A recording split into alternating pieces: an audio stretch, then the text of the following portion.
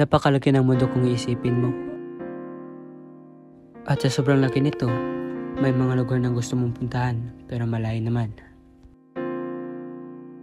May mga lugar din na gusto mong puntahan kung gusto mong mag-relax. Lugar na gusto mong umiyak. Lugar na ayaw mong puntahan dahil takot ka. At may lugar na dinadaan-daanan mo lang pero kahit kailan, hindi mo makakalimutan.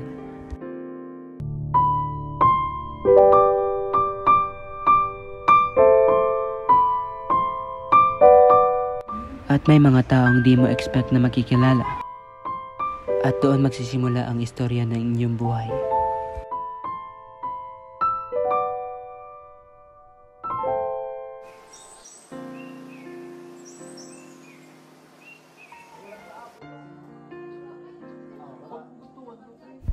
Ako nga pala si Mark. Nakatira ako sa lumang bahay sa Abante Street.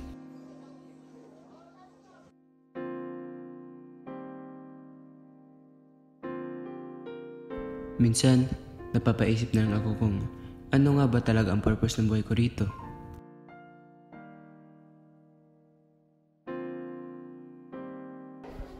Mahirap ang buhay pero may mga bagay at lugar talaga na tutulungan ka makalimutan niyon.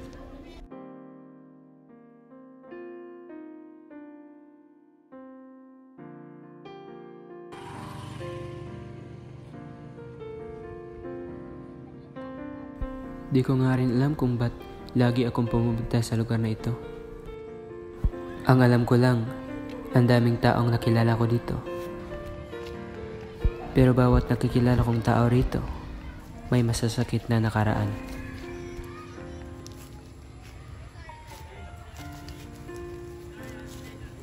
Pero sa paglipas ng mga araw, may mga taong nakikilala natin na mawawala rin lang.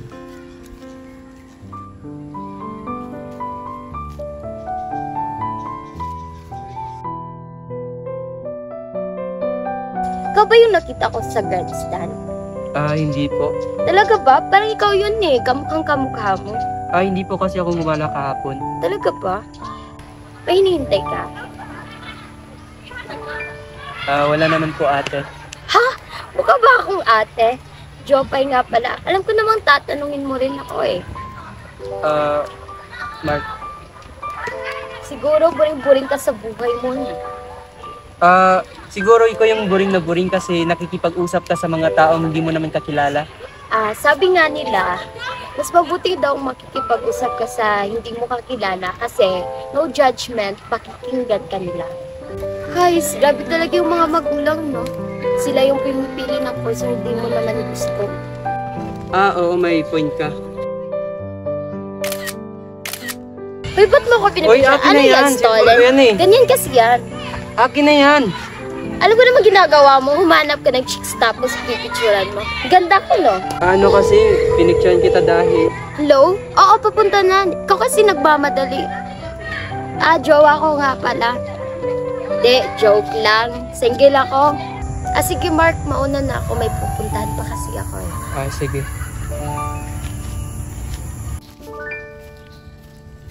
Oy Mark, pag bumalik ka sa lugar na to, pinapayagan na kita.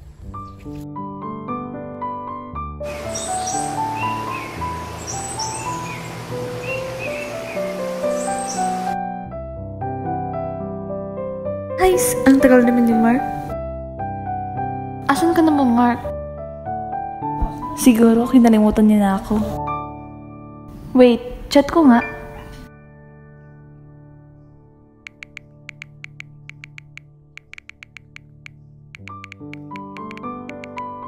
Guys, asan ka na ba kasi?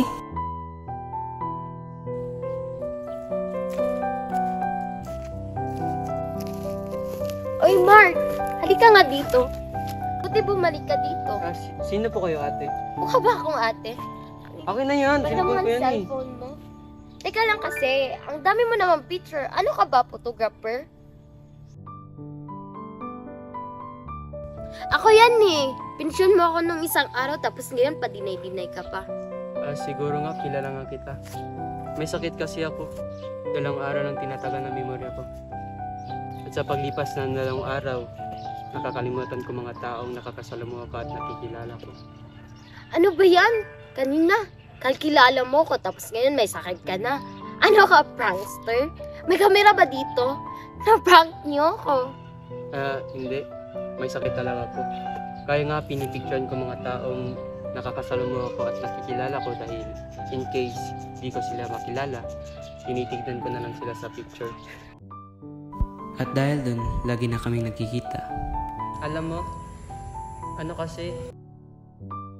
Kahit na may mga problema ako, itinutulong ko na lang sa iba. Gumagaan kasi pakiramdam ko kapag nakakatulong ako sa iba. At ang sarap din sa pakiramdam na pinapasalamatan ka ng iba. Risha, yung payo mo nahulog. Welcome. Nakita mo ba yung sinandi mo sa GC? Oo. Alam mo ba yun? Hindi Hindi ko nga rin alam yun. Paano kaya yung gagawin? Hindi ko rin alam. Nandun si Mark, oh. Tatawagin natin. Tawagin mo nga. Oy, Mark, pwede mo ba kaming tulungan sa aming takdang aralin? Hi. Oo, pwede naman. Ito kasi, oh, hindi namin alam kung anong gagawin. Sige, send ko na lang mamaya. Salamat. Sige. Alam ko na. Ilagay mo nga yan sa video. Bakit? Basta videohan mo ko. Hi, ako pala si Mitch. Ganda.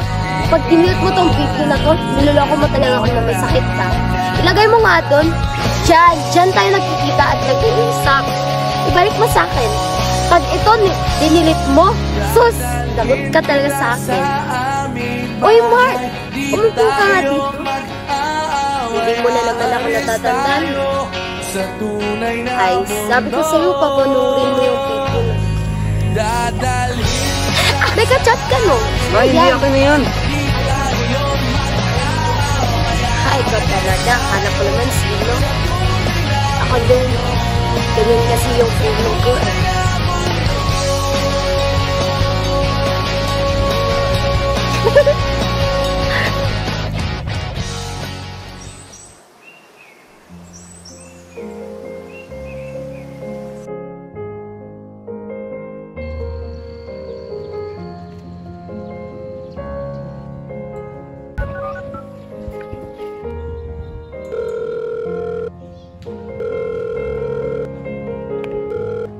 Hello? Uy pre, musta?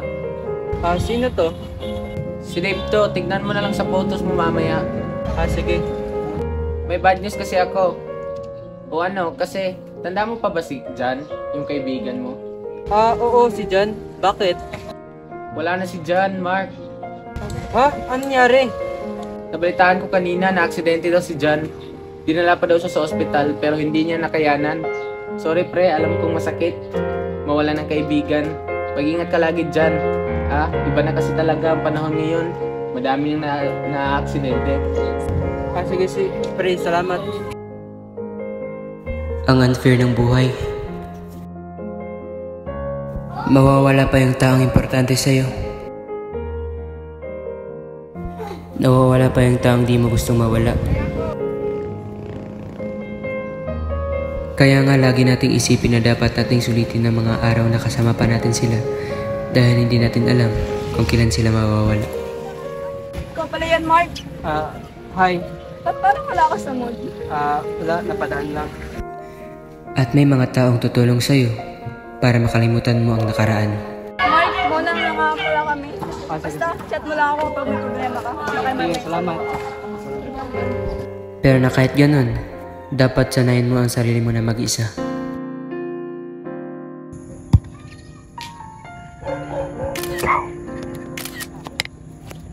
Kaya, Bes, nakita mo ba si May kanina? Hindi. Pero alam mo ba, Bes? Ang taas ang nakuha kong score kanina sa science. Talaga ba? Congrats! Ang galing-galing mo talaga. Thank you.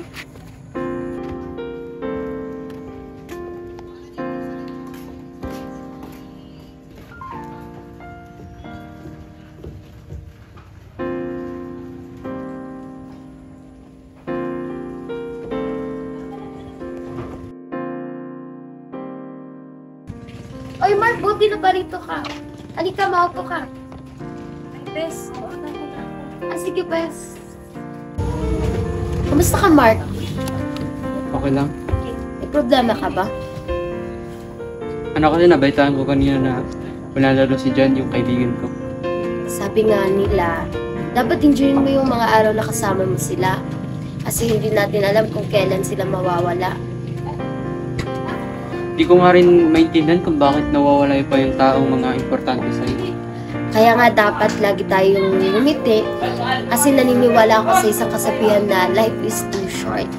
Kaya nga dapat tayo ay masaya at laging ngumiti. Kaya huwag ka nang malungkot, okay? Sige, salamat. Sige na Mark, mauna na ako sa'yo. Sige, ingat ka. Paalam. Ganyan talaga ang buhay. Dapat marunong ka maging matapang sa bawat landas na tinatahak mo. Lagi mong isipin na kaya mo ang bawat pagsubok sa buhay.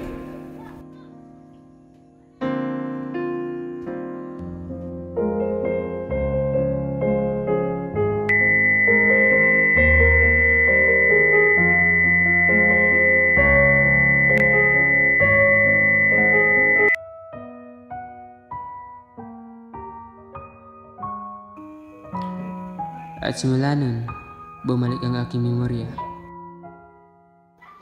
Binabalik-balikan ko pa rin ang lugar na yun. At hinahanap-hanap ang isang taong nakilala ko rito.